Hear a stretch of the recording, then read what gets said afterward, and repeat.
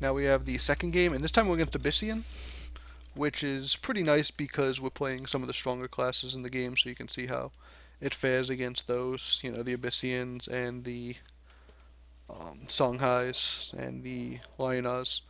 So right now we have a Ray in our hand, which we can use to cheat out a Lotus on second turn, or we can move this over here.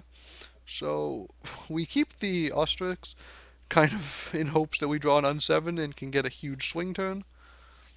Our opponent right now plays out a ton of Shadow Creep creators, so we are kind of playing around the clock of Obliterate, because if that ever comes down, it's going to do a ton of damage, because they're probably going to have at least 6 or 7 Shadow Creep just from the minions they just played, not even including their Bloodborne spell. So right now I'm going to try to play the Ray up here, because I'd like to dispel really any of these minions to just prevent the Shadow Creep from getting out of hand. And I'm trying to play the Delotus in a safe position, because I really don't need it to trade with this 2-mana minion. I'd rather just take it in the face, or take it over here, and trade these.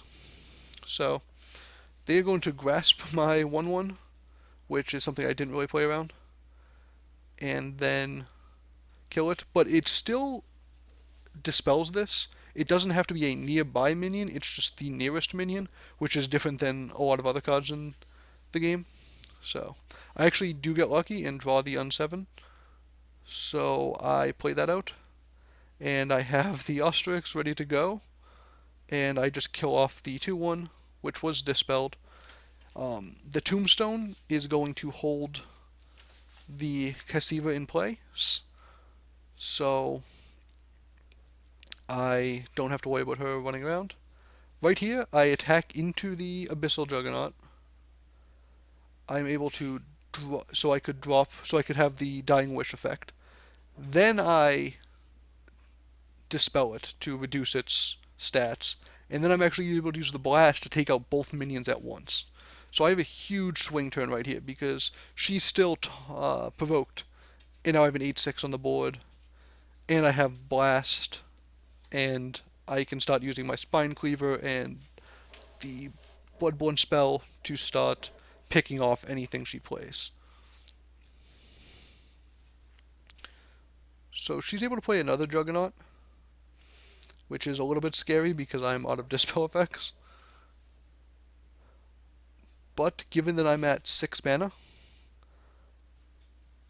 I'm able to run to the side and use my Spine Cleaver. So now I have every artifact in my deck. I got the Spine Cleaver for free off the Dying Wish to create a Bloodfire Totem and drop another Provoke minion. So she hasn't had a lot of ability to move very much because she's been provoked by this Tombstone and then by the Healer, which she's going to Demonic Lure. And then she drops a Shadow Sister after killing off the Tombstone. This is the first time in quite a few turns that she's would be able to move on her next turn. So right now I have to make a decision because she was pretty smart in the way she set this up, that if I want to kill the Shadow Sister and get a totem, I'm going to have to stand on this Shadow Creep, which is going to tick down the durability of all my artifacts, which is something I'd like to avoid, but I think killing the Shadow Sister is worth it. So I'm going to put down a Delotus to try to block her from taking any more durability off me, because my life total isn't that high, and I don't want to just get rushed down by some Revenants if she can just run me down, take out my artifacts, and then start killing me. So I'm able to create 2 of these totems, which are going to put her on a pretty fast clock, and she also has to deal with this healer kind of creeping towards her. So she's able to Void Pulse me, which is a very strong card in this meta because it's so good against some of the Songhai and the Songhai artifacts, and also against this deck, which I think is a lesser concern. So I'm going to replace the Scorn. The Scorn does have some anti-synergy in this deck with the artifacts, so that's one thing to consider.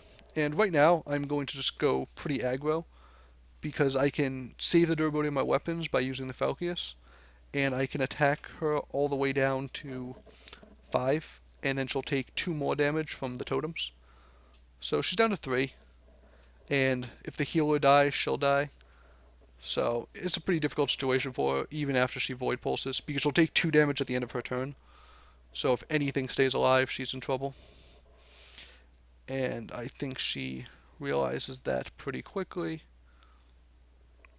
Oh, actually, no, she plays a provoke minion, and I could just wait till the end of her next turn to let her die to the totems, but once I suicide the Falcius, I can just move it with my healer, and even though that will have to attack the Klaxon, it will die, and she'll die off the Dying Wish. So that's the second game, and now we'll get to the third